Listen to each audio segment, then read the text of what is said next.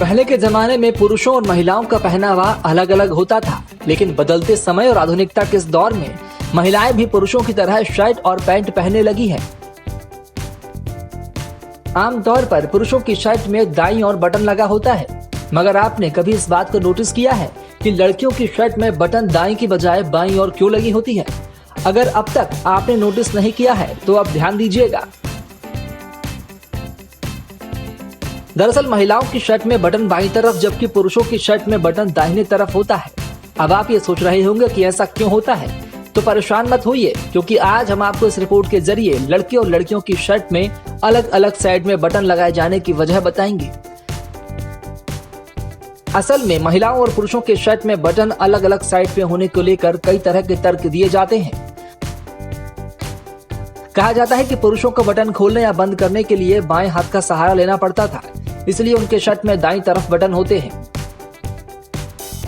जबकि महिलाओं के साथ ये काम उल्टा होता है, इसलिए महिलाओं के कपड़े में बाईं तरफ बटन होते हैं। शर्ट में बटन का साइड अलग अलग होने के पीछे एक तर्क ये भी दिया जाता है कि पुराने जमाने में महिलाएं घोड़े चलाती थी और ऐसे में वो बाईं तरफ बटन वाली शर्ट पहनती थी ताकि हवा के चलते उनकी शर्ट खुले नहीं। इसके बाद से ये कॉन्सेप्ट यूं ही बरकरार रह गया और मेकर्स ने इसी तरह की शर्ट बनानी शुरू कर दी।